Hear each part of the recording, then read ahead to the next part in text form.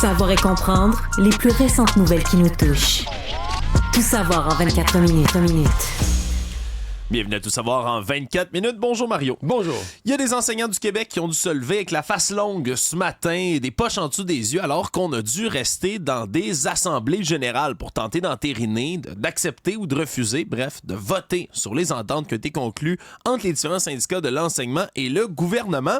Et là, il y a des résultats mitigés qui commencent à émerger un peu partout au Québec. Les enseignants de Montréal, eux, ont approuvé de justesse très, très tard l'entente hier soir et de justesse, je le dis, 52%, à peu près de 9 heures d'assemblée générale virtuelle, donc vers 2 heures du matin, on a fini par confirmer le 52% en faveur, donc ça a passé, mais pour les enseignants de Laval et Lanaudière, ça a été rejeté du côté de ces deux syndicats-là.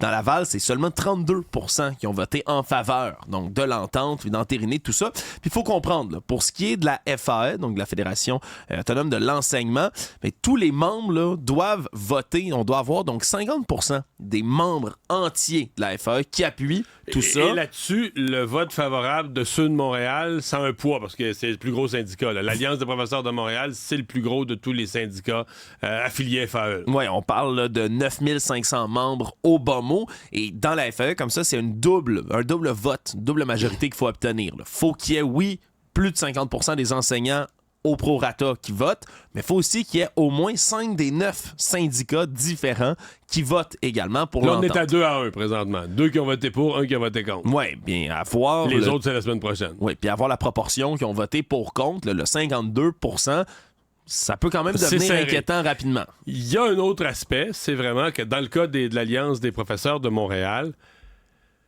le vote, c'est près de 2 heures du matin. Ça soulève certainement des questions. Bon, j'ai eu des explications aujourd'hui. Je sais qu'il y a des enseignants qui sont frustrés. On a eu l'occasion, si vous voulez aller écouter ça là, sur Cube Radio, on a parlé qu'un enseignant qui est semi-frustré, il s'est couché à 1 heure du matin. Donc lui, écoutez, pensez-y, il a participé à une assemblée syndicale là, de 17 heures à 1 heure du matin. Mais là, lui, il enseignait matin, il était fatigué, il en pouvait plus. Il avait enseigné hier matin. Là, toute la journée hier, il est rentré chez lui. D'enseignement. Et là, il était se coucher, donc a perdu son droit de vote sur l'entente. Ça soulève toutes sortes de questions sur la représentativité démocratique aussi de cet exercice-là. Puis est-ce qu'en faisant un vote à 2 heures du matin, tu facilites la participation du plus grand nombre? Mais là, la réponse, c'est ben là, c'est ça la procédure. On peut pas changer nos statuts et règlements, c'est qu'on fait une assemblée, puis on vote après l'assemblée. Moi, je dis pourquoi vous n'avez pas laissé le vote ouvert pendant 12 heures, 18 heures, plusieurs heures. Mettons 12 heures, là, les gens auraient pu voter. Mettons, il y a 2 heures du matin, ils auraient pu voter jusqu'à 2 heures après-midi. Semble-t-il que la procédure ne prévoit pas une telle chose. Pourtant, si tu fais une assemblée en mode électronique ou en mode virtuel... En tout cas, c'est compliqué, mais je pense qu'il y a de la frustration d'enseignants qui n'ont pas pu s'exprimer. Oui, exactement. Puis on se comprend, Mario, sur ce que tu viens de dire. Ça aurait pris aussi des débats dans l'Assemblée générale pour demander d'ouvrir le vote encore plus longtemps. T'sais, on se comprend que c'est toutes sortes de procédures qui viennent retarder encore plus. Et oui, on a des professeurs qui sont mitigés, partagés, puis même au sein des syndicats eux-mêmes. Parfois, là, lorsqu'on vote, là, par exemple, pour ceux qui sont affiliés à la Fédération des syndicats de l'enseignement, là, qui font partie du Front commun, il y a 2 votes différents qui doivent être pris. Là. Il y a la partie intersectorielle, le sectoriel de l'entente, retraite, salaire, droits parentaux. Tout ça, semble-t-il qu'on est, somme toute, assez satisfait. Là. On vote en faveur, on est content de l'augmentation de salaire du gouvernement.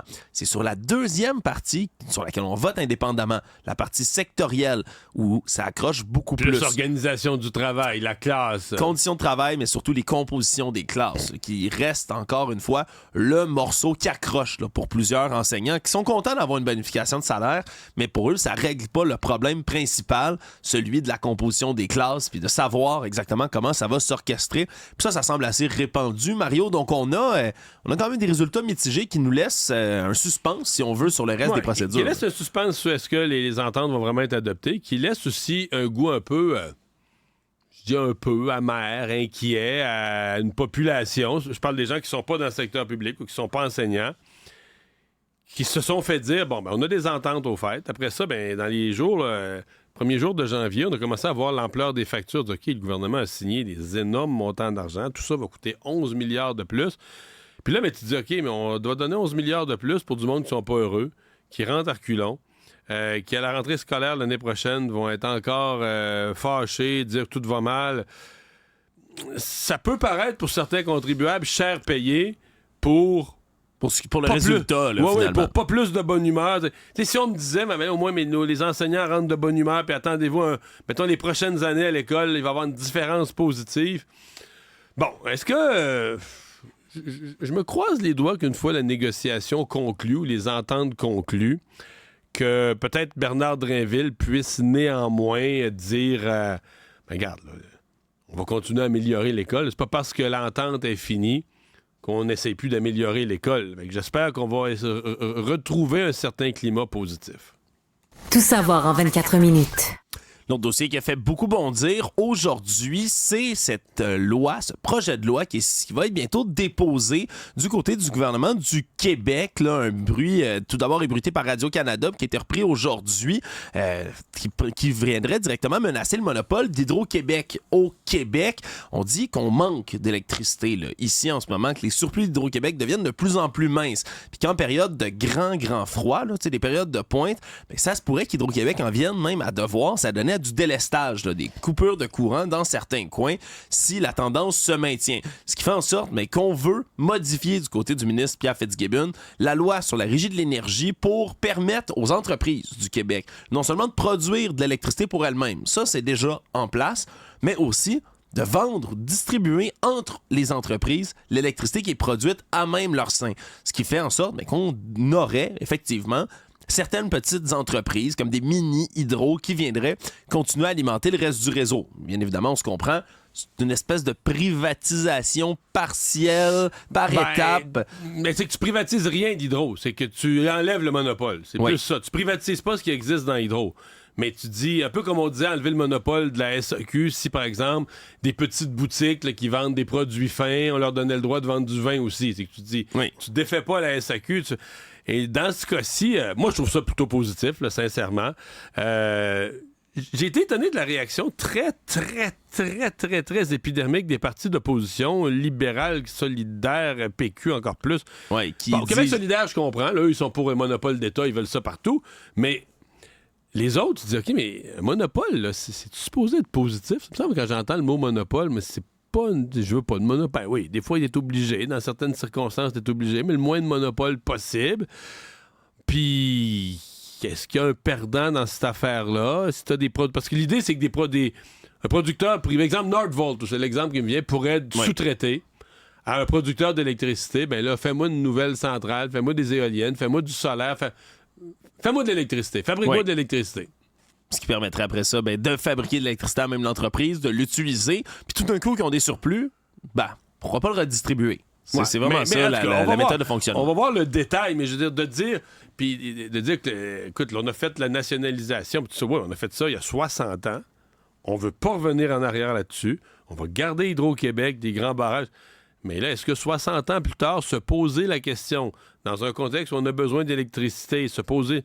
Non, il n'y a pas aucune forme de scandale. Donc, on va regarder ça. On va prendre le temps. Il n'y a rien de déposé. Mais j'ai trouvé aujourd'hui...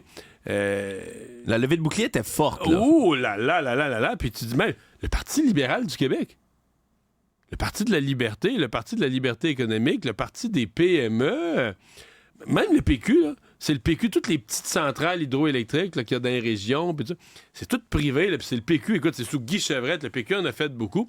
Fait que tu dis, compte tenu de leur passé aujourd'hui, il n'y a plus aucune ouverture. Peut-être qu'il y en a qui ont réagi un peu vite. Peut-être qu'il y en a qui ont pris le mort aux dents un peu vite, puis quand les vraies affaires vont arriver sur la table, ils vont être pris avec une position dans laquelle ils se sont cimentés trop rapidement. Là. Actualité. On a continué de réagir aujourd'hui aux propos du chef du Parti conservateur du Canada, Pierre Poilievre, qui, je le rappelle, dans un petit message hier, a lancé des propos qui ont eu l'effet d'une bombe, là, soit accuser les maires de Montréal et de Québec, donc Mme Valérie Plante et M. Bruno Marchand, d'être des incompétents, ni plus ni moins, en matière de logement, de mal gérer la crise du logement. Et là, la levée de bouclier s'est poursuivie toute la journée aujourd'hui. Là. Évidemment, hier, les deux maires ont réagi directement par eux-mêmes, mais c'est l'Union des municipalités du Québec aujourd'hui qui rebondit là-dessus. Et bien évidemment, plusieurs ministres au fédéral du Parti libéral qui ont voulu réagir eux aussi. Du côté de Pablo Rodriguez, le lieutenant pour le Québec du Parti libéral, mais on dit ni plus ni moins que Pierre Poilievre fait une importation des méthodes à la Donald Trump, une comparaison à laquelle il a souvent été confronté, là, soit celle de ramener la technique. Mais si tu me le demandes, moi, je trouve qu'il s'expose à ça. Oui. L'espèce de style d'insulter tout le monde. Moi, spontanément, hier, quand je vois ça, c'est à qui je pense. Là. Puis, spontanément, là, c'est du Trump. C'est sûr que c'est ça qu'on pense.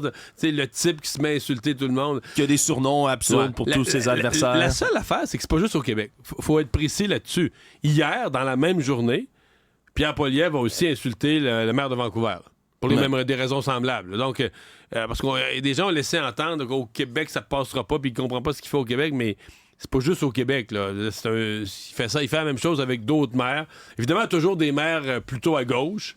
De villes plutôt à gauche, avec des maires plutôt à gauche. Des villes plutôt à gauche, avec lesquels, lui, ils seront jamais d'accord avec moi.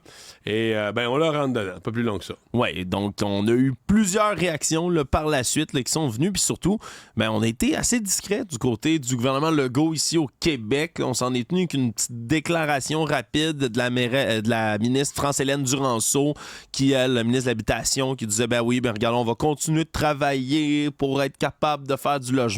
On n'a pas voulu quand même là, se risquer ou se mouiller là, à critiquer M. Poilievre là-dessus. Donc, c'est peut-être un avant-goût, Mario, du reste de son style là, vers une campagne. Peut-être qu'on se dit qu'il y a des chances qu'il soit au pouvoir d'ici 18 mois, mettons. Oui, puis qu'on veut peut-être pas envenimer tout de suite. Si on est obligé de se pogner avec sur un sujet crucial, on le fera, mais pas pour rien. Là.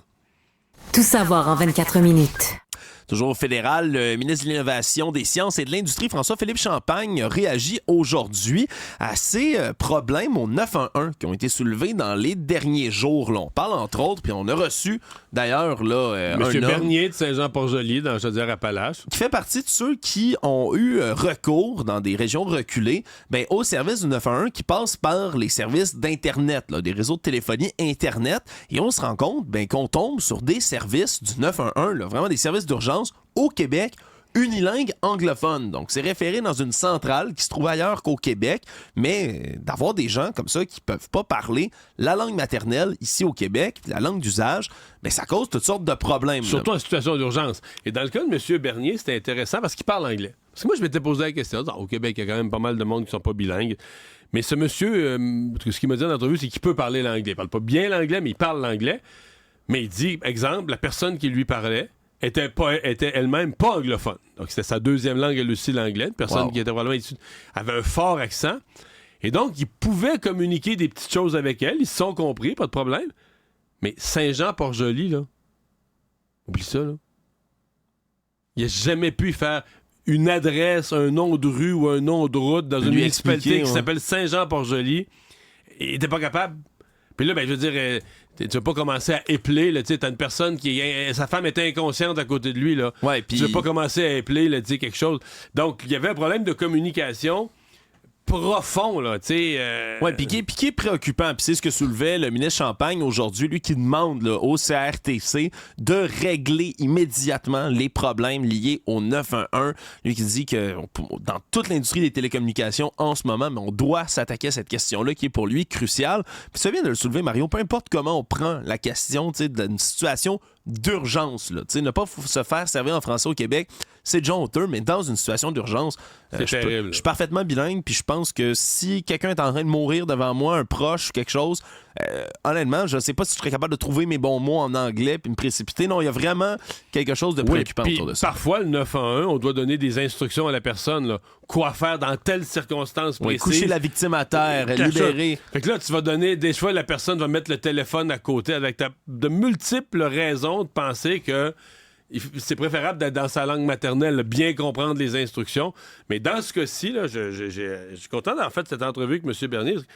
Ça a vraiment accroché sur une totale incapacité de la personne de comprendre l'adresse. Mais si t'as pas l'adresse, t'en vas pas à l'ambulance. Là. C'est pas un petit problème. Non, c'est un problème majeur. Donc, la personne ne pouvait pas entendre le nom de l'adresse et encore moins le nom de la municipalité. Bon, c'est une municipalité avec un nom un peu plus long, Saint-Jean-Port-Joli. Si tu parles pas du tout français, tu n'es même pas capable de noter, de trouver la municipalité dont on parle. Non, donc c'est un problème assez majeur, justement, là, pour que le ministre Champagne s'en mêle aujourd'hui. Il s'est impatienté face au CRTC. On verra donc la suite des choses par la suite. Savoir et comprendre, tout savoir en 24 minutes. Dans les affaires judiciaires, aujourd'hui, un cas ce matin survenu tôt vers 9h dans l'ouest de l'île de Montréal a fait beaucoup réagir. Une femme dans la trentaine qui s'engageait sur l'autoroute 20 à Montréal dit que lorsqu'elle est entrée sur l'autoroute, un homme qui conduisait un véhicule serait arrivé à sa hauteur, aurait dégainé une arme à feu et l'aurait pointé, ni plus ni moins qu'en direction de la femme, de décharger même l'arme à feu en question. Oui, parce qu'il y a des trous qui ont passé bord en bord des vitres de l'auto. Là. On parle de 3 à 4 coups de feu qui ont été tirés dans la petite Honda Civic grise que la dame conduisait. 2 des balles qui ont traversé le côté passager de la voiture, là, de par la vitre. Là. La femme, par miracle, n'a pas été blessée du tout, a réussi à se sauver, prendre une sortie, mais elle a été traitée quand même là, pour un choc nerveux. On se comprend dans cette situation-là. Et là, on a remorqué son véhicule pour que les experts là, de la police soient capables de passer tout ça au peigne fin pour essayer de trouver des indices sur ce qui s'est passé. On est en train d'éplucher aussi les caméras de surveillance du coin toute la journée. On a du côté policier, comme on part sur 2 grandes hypothèses. Hein? Oui, parce que quand ça arrive, ce genre de situation-là, la première qui vient en tête, c'est toujours celle de la rage au volant. Selon les informations qu'on a obtenues, la victime aurait mentionné qu'elle pensait que ce serait peut-être ça. Tu coupes une auto, tu t'en refais couper, puis soudainement, quelqu'un arrive avec un flingue, le braque. Ça peut sembler invraisemblable, mais c'est une des explications qui a pu être retenue. L'autre, mais c'est ce qui est tout à fait normal. Là. Si quelqu'un te coupe le chemin ou fait une fausse manœuvre, tu sors un fusil puis tu tires dans son auto, c'est dans l'ordre des choses je veux dire, de nos jours. Honnêtement, c'est quelque chose que je m'inquiéterais beaucoup plus aux États-Unis qu'ici, mais apparemment, j'ai raison de m'inquiéter ici aussi à Montréal. Et l'autre hypothèse, par contre, qui pourrait être retenue, c'est celle d'un épisode de violence conjugale. Donc peut-être la théorie que cette dame, ce serait un conjoint ou un ex-conjoint qui serait venu pour tenter de lui faire du mal, ni plus ni moins, là, avec cette arme à feu-là. Donc un cas spécial là, de violence par arme à feu comme ça en pleine autoroute, en plein jour. En fait, qui finit vraiment bien parce que la personne aurait pu être blessée, aurait pu perdre le contrôle de son véhicule, aurait pu causer un accident, blesser d'autres gens. T'es quand même dans une vitesse d'autoroute. Là. Une balle perdue. Là. Tu traverses les 2 vitres, tu prends l'auto dans la voie complètement à gauche. Puis... De quelqu'un qui n'est pas concerné. Non, vraiment, c'est une affaire parce que présentement, tout ce que t'as, c'est des vitres d'auto pétées. Là. T'as aucune conséquence, rien arrivé de dramatique, mais on a été plus que chanceux. Tout savoir en 24 minutes. L'autre dossier judiciaire surprenant du jour, ça a surpris des employés de la Société des alcools du Québec dans la ville de Québec ce matin, vers 7h50, qui ont contacté les autorités après être allés ouvrir un conteneur de bouteilles de vin, comme il en arrive habituellement là, par camion. Ils ont ouvert le conteneur, puis ils ont découvert, parmi les bouteilles de vin, des sacs de sport, là, à peu près, là, des espèces de gros sacs, grosses poches. On dit au moins 3 gros sacs de poudre blanche. Évidemment, on commence à se douter rapidement que c'est pas une gargaison illicite de farine qui passe là, par des caisses comme ça de la SAQ. Donc, l'Escouade nationale de répression du crime organisé a pris le relais dans l'enquête. Semble-t-il là, qu'il y aurait ce qui s'apparente, bien sûr, à de la cocaïne qui aurait été retrouvée comme ça dans des conteneurs de la SAQ. Les activités de la SAQ Dépôt qui ont pu se poursuivre quand même là, dans le coin à Québec. Mais on se comprend que ça pourrait le mener à des plus grandes enquêtes autour de tout ça si on venait à se rendre compte. Parce que là, c'est des sacs de sport au prix que ça vaut la cocaïne, c'est vite, on est vite en centaines de milliers, voire en millions de dollars. Ouais, là, on parle plusieurs kilogrammes minimum là, de tout ça. Si c'est bel et bien de la cocaïne, ça se pourrait que ce soit une somme faramineuse. Puis si on se rend compte comme ça, qu'on transite de par les conteneurs de la SAQ des quantités de drogue, ça pourrait potentiellement mener à une plus grande enquête. Économie. Mario, je sais que t'es pas un très grand fan des téléphones Apple, n'est-ce pas? Je pense pas que tu fais partie de ces fans, les apôtres de l'iPhone. J'ai eu mon dernier appareil, mon dernier appareil de la marque Apple. C'était le Apple Nano. Tu sais, t'avais une petite roulette avec ton pouce, t'écoutais de la musique, le petit, tu changeais de chanson avec ton pouce. iPod, les bons vieux iPod Nano. L'iPod Nano. Le petit était bleu, le petit bleu métallique, le tout petit. Là. Voilà, mais depuis... Ça fait quelques années. Ça fait quelques années, et ceux qui avaient, là, en 2017, un iPhone modèle 5, 6 ou 7, eux, pourraient toucher une bonne somme d'argent alors qu'on va entreprendre très bientôt une action collective de 150 millions de dollars ici au Québec contre le géant Apple et sa maison mère. Tout ça en raison d'un problème de batterie bien connu maintenant. Puis on n'est pas les seuls au Québec, il faut comprendre. Absolument, c'est ambitieux de se lancer en action collective contre une entreprise comme Apple, mais quand on sait très exactement ce qui s'est passé, c'est un peu plus facile parce qu'aux États-Unis, on a réglé des poursuites là, pour des centaines de millions, 500 millions de dollars hors cours pour éviter un procès. Mais c'est une batterie qui se vidait trop vite? En gros, ce qui est arrivé, c'est qu'on a mis en ligne une fameuse mise à jour là, qui est devenue très célèbre. Ma blonde a vécu ça. Elle a tellement chialé. Là. Puis là, la batterie se vidait. Après la mise à jour, la batterie se vidait à vitesse grand V. La mise à jour 10.2.21 de l'iOS qui, lorsque vous la téléchargiez à ce moment-là, mais c'est ça, ça venait scraper complètement la batterie en tant que telle. La batterie elle-même que je m'en souviens. La batterie était vieillissante. Puis là, comme tu mettais une plus grosse mise à jour, ça faisait en sorte que la batterie se vidait en 30 secondes. C'était terminé. Puis les gens pouvaient même plus là, aller sur leur courriel, aller prendre leurs photos. Comme tu dis, ta copine l'a vécu, justement. Ça fait rager du monde, mais sache qu'elle va pouvoir participer à cette action collective. Si elle a gardé son sel, c'est ça que tu dis. Il faut encore avoir l'appareil en main? Je sais pas exactement les modalités. Ou des preuves qu'on a eu l'appareil? Je pense qu'il faut avoir des preuves, surtout qu'on l'a eu. On dit qu'à ce moment-là, 3,5 millions d'iPhones comme ceux-là étaient en circulation au Québec. On a calculé tout ça grâce au courriel des identifiants Apple qui sont sur le territoire québécois. Donc, si vous faites partie de ces millions de personnes qui avaient un iPhone à cette époque-là, vous pouvez réclamer peut-être une partie de l'argent s'ils gagnent. Le Monde. Nouveau rebondissement dans l'affaire du tir mortel sur le tournage du film Rust en 2021. L'acteur américain Alec Baldwin est de nouveau inculpé et accusé d'homicide involontaire. Puis si je dis à nouveau, c'est parce qu'il avait déjà été acquitté, ou pas acquitté, plutôt on avait laissé... Ça avait tombé. Fait tomber les charges en avril dernier face à lui, qui étaient exactement les mêmes accusations d'homicide involontaire, mais... À l'époque, l'accusation avait dit « Ça se peut qu'on revienne encore une fois avec des accusations par la suite. Vous n'êtes pas exonéré d'absolument tout. » Et c'est ce qui semble survenir à ce point-ci. Je rappelle les faits. 21 octobre 2021, on tourne le Western Rust dans un espèce de ranch au Nouveau-Mexique. Et M. Baldwin pointe une arme qui est censée avoir des balles à blanc à l'intérieur et tire un véritable projectile à la place qui s'en va tuer la directrice de la photographie et blesse le réalisateur du film. Et à ce moment-là, on avait enquêté à savoir comment ça se fait qu'une balle sur un tournage, une balle réelle peut se trouver dans une arme à feu. Même ça que j'avais compris à l'époque, c'est la personne responsable de l'approvisionnement en armes à feu dans le tournage. L'armurière du film. L'armurière qui avait le devoir de fournir, de la poudre, quelque chose qui fait du bruit, mais qu'il n'y a pas de projectile qui part. Oui, c'est des balles à blanc, mais et c'est d'ailleurs cette dame-là, Anna Gutiérrez-Reed, est également, elle aussi, accusée d'homicide involontaire mais est-ce que dans cette affaire-là. est responsable? Ça fait beaucoup jaser, puis pour lui porter une nouvelle fois des accusations, la police semble avoir des preuves suffisantes pour le mettre en accusation. Lui, qui, depuis le début, nie absolument tout, il risque quand même 18 mois de prison au bas mot pour cette histoire-là. Ça va être à surveiller. Résumer l'actualité en 24 minutes, c'est mission accomplie.